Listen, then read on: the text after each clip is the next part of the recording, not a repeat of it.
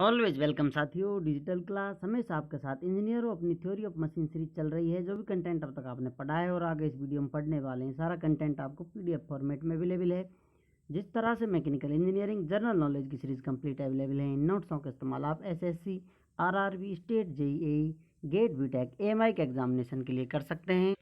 इससे पिछली वीडियो में हमने परफॉर्मेंस ऑफ फ्लाईव्हील के बारे में कुछ कोफिशिएंटों की स्टडी की थी और जाना था किस प्रकार की हसीना की आपको रिक्वायरमेंट है, जो आपको फुलफिल होनी चाहिए जब आप उसे एक्सेप्ट कर सकते हैं। तो ये सब हमने डिटेल में जान लिया था, वो थी फ्लाई व्हील। तो अब आते हैं साथियों, क्या हर जगह फ्लाई व्हील की आवश्यकता होती है या नहीं? तो आप किस प्रकार बता सकते हैं, क्या सभी जगह मैकेनिज्म इस्तेमाल कर रहे हैं, पावर डेवलप कर रहे हैं और वहाँ पर पावर इस्तेमाल कर रहे हैं, रेजिस्टेंट टॉर्क डेवलप किया जा रहा है, तो आप हर जगह क्या फ्लाई व्हील लगाओगे? इस सवाल का जवाब तलाशते हैं। कोई भी लड़की आपको पसंद आएगी या नहीं आएगी, उसके कुछ बेसिक कुछ तो रिक्वायरमेंट होगी आपकी, कुछ तो उसकी ऐसी क्वालिटी होंगी जो आपको देखते ही पसंद आ जाए। तो शायद आपके पास लिस्ट हो। तो इसी प्रकार फ्लाईव्हील की भी कुछ लिस्ट है।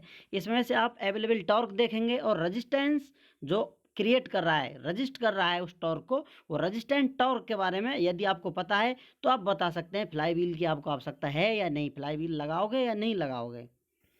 अब आप चला रहे हो, इंजन से टॉर्क डेवलप कर रहे हो या फिर मोटर से टॉर्क डेवलप कर रहे हो, उस दोनों कंडीशन में आपको यही पता होना चाहिए कितनी रिक्वायरमेंट है, कितना आप डेवलप कर पा रहे हैं, तो ही आप बता पाएंगे एक्चुअली फ्लाईव्हील आपको चाहिए या नहीं। अब जैसे हम यहाँ आपको टी और थीटा डायग्राम बनाकर बता रहे हैं, एक लाइन ये आपको ड्रॉ कर दी है, दूसरी सेम इसी के ऊपर ड्रॉ कर दी गई है।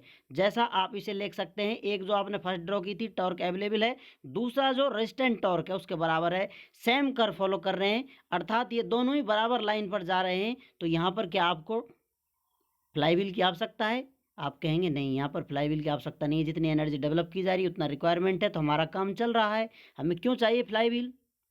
तो इस प्रकार से किसी प्रकार का कोई कर्व फॉलो हो रहा हो और आपको उतना ही टॉर्क मिल रहा हो जितना आपको चाहिए, तो आपको फ्लाईव्हील की आवश्यकता नहीं होगी, नहीं चाहिए हमें फ्लाईव्हील। यहाँ आप देख सकते हैं available torque is equal to resistant torque, so no flywheel needed.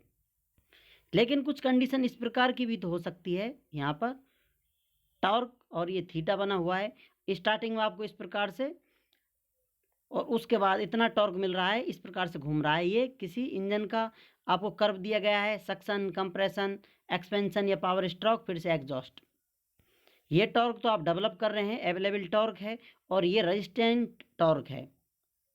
इसे आप रेजिस्टेंट टॉर्क बोलें या लोड टॉर्क बोलें, जो जितना आप लोड लगा रहे हैं, लोड ले रहे हैं, इतना टॉर्क है। अब यहाँ पर फ्लाईव्हील की आपको आवश्यकता होगी, क्योंकि यहाँ पर टॉर्क इतना डेवलप नहीं हो पा रहा है जो आपका रेजिस्टेंट को चला सके या होल्ड करके रख सके इसे। यहाँ एक साथ इतना पावर डेवलप हो रहा है जितना चाहिए, उससे भी अधिक आपको टॉर्क या पावर एनर्जी डेवलप की जा रही है।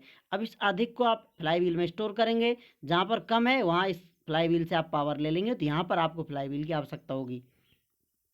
तो आप कह सकते हैं यदि T A is not equal T R, तो यहाँ पर जरूर आपको आवश्यकता होगी, नीडेड हेयर फ्लाईव्हील। यहाँ पर ये डायरेक्ट होली खेल सकते हैं। यहाँ पर होली खिलाने के लिए कोई इंटरमीडिएट बीच का पर्सन चाहिए इनको, जो कांटेक्ट करा सके। तो आपकी ज़िंदगी में कौन फ्लाईव्हील है, आप कमेंट कर कर बता सकते हैं। साथ साथ हैप्पी होली, होली की आपको हार्दिक शुभकामनाएं। अब तक हम कई fluctuation of energy, fluctuation of speed, कई आप कांस्टेंट पढ़ चुके हैं, जिनके बारे में हमने डिटेल में जानकारी ले ली थी। अब फ्लक्चुएशन ऑफ एनर्जी जानते हैं। फ्लक्चुएशन क्या होता है? एक रेंज होती है उतार चढ़ाव की, कितना ऊपर जा रहा है, कितना नीचे जा रहा है। तो इस प्रकार रेंज हम कंसिडर कर कर चलते हैं। या फिर कह सकते हैं कितना चेंज इन एनर्जी आ रहा है, डेल ई मैक्स। ये कितना होगा? ई मैक्सिमम, सभी में से मैक्सिमम एनर्जी कहाँ है और मिनिमम कहाँ है, उनका जो अंतर आ रहा है वही आपको चेंज इन एनर्जी या फ्लक्चुएशन ऑफ एनर्जी बता रहा होगा।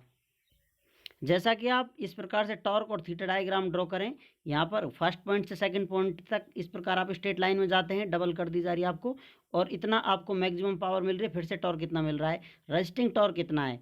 अब इतना आपको रजिस्टिंग टॉर्क चाहिए और इतने आप डेवलप कर पा रहे हैं, तो मैक्सिमम एनर्जी कहाँ मिल रही है आपको? यहाँ से लेकर यहाँ तक, इस टाइम पर ये टाइम इंटरवल होगा, या कोई इसको आप टाइम दे सकते हैं, या फिर कोई और थीटा बीटा एंगल पर दे सकते हैं, कहीं भी किसी भी आप पॉइंट के सापेक्ष से स्टडी कर रहे हैं, तो यहाँ पर ये मैक्सिमम एनर्जी होगी। अब इसमें से इतनी एनर्जी इसको चाहिए, मिनिमम एनर्जी ये होगी।